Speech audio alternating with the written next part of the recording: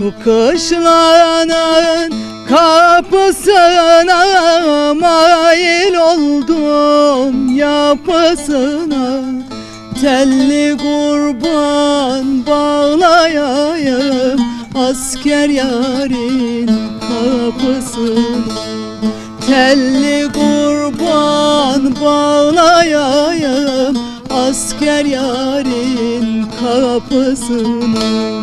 Yüce dağlar olmasaydı, laleleri solmasaydı, ölüm Allah'ın emridir,